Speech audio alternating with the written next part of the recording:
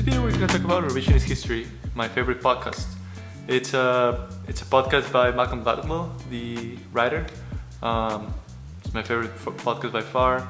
He talks about a lot of historical things that are kind of very interesting, and he puts his unique twist on the story, and his kind of analysis, his interpretation of the facts of what happened back then. So it's really interesting. I highly recommend you guys check it out. Here are some of the episodes that made me start thinking about football, about education, about other topics in a different way. There's one episode that talks about football, about a player that was really good, was a captain of his team, college player. But there's this thing in football that the players get tiny injuries on their head, on their skull, and that causes mental problems later on. But this college student, really bright, really talented, took his own life, unfortunately. And so he goes on to explain that it's common that players get injuries and there's nothing that's been done about that. So most of the players have this risk, especially the ones that are on the line, kind of like next to the other line, on the defensive or offensive line. Those players are the ones that are at the highest risk because they're always kind of butting heads against each other. So yeah, that was a really interesting topic. I never knew this was happening, so it kind of put it on a different perspective for me to just think about the consequences of what happens with these kind of injuries. In boxing too, same story. Also, these episodes have really high production quality.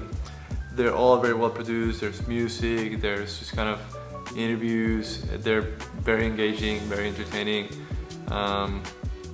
All the content is kind of very well presented. He presents the story, he goes out and talks to people, he reads books, finds archives for legal stuff. So he does all kinds of things to make the episode really detailed. So that's one thing that I really enjoy about it. His latest book, The Bomber Mafia, is also really good. It was kind of first produced as an audiobook and then later on as a written book. So it was kind of like the idea was to produce the audio, and it's really well produced. Like the audio has kind of this podcast quality. I think he got really good at it just by recording all these podcasts, and then he made an audiobook that had like all this quality, all these learnings from it in it.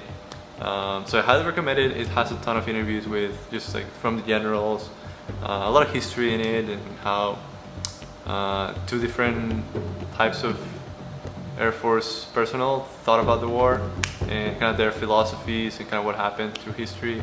So really interesting book, highly recommend it. Yeah. So this book in particular, the production quality of it is going to be completely on a different level than any other book that you listen to, I'm pretty sure.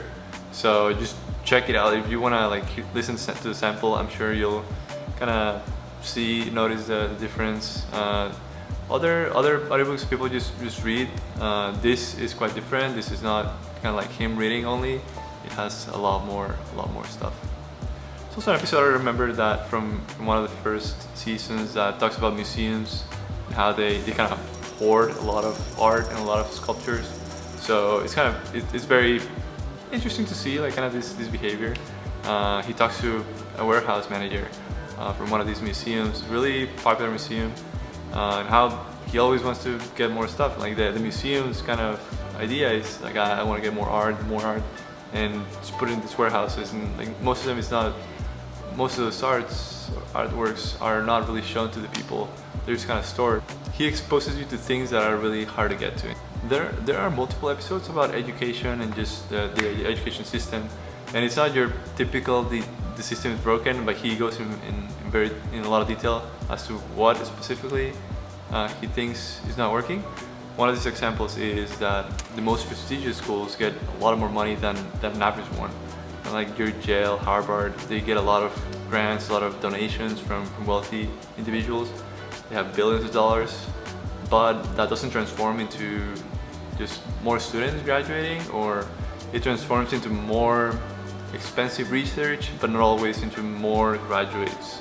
So if you donate to kind of an average university that doesn't have as much funding, your funding is going to go way further, because you're going to help more people get scholarships, you're going to help more people enroll, and overall more people are going to get a college degree. So, and overall, what matters to just push the technology of a country forward is more so that more people get access to education, rather than just a few select people that can afford it just can't go to college, instead of just kind of everybody has the same access, or has at least more of a chance to just study at college. I found this podcast just browsing the most listened to, and Revisionist History was up there. I just clicked on it. I saw that it was from Malcolm Gladwell. Listened to a couple episodes, and then I was hooked. Kind of went through the full first 2 seasons. Now there's like 5 seasons, so, and all of them are really good, especially the more recent ones. So if you have a trip coming up, if you're just going to the gym, I recommend you check it out. You can just put an episode, any one of them. I'm sure any episode that you play, I'm sure you're gonna find something interesting from it. Thank you for watching. Like, subscribe, it helps the channel grow. I'm Yasu. I do videos about software engineering, personal development, and other things that like this one, that just things that interest me. Thank you for watching. See you guys in the next one.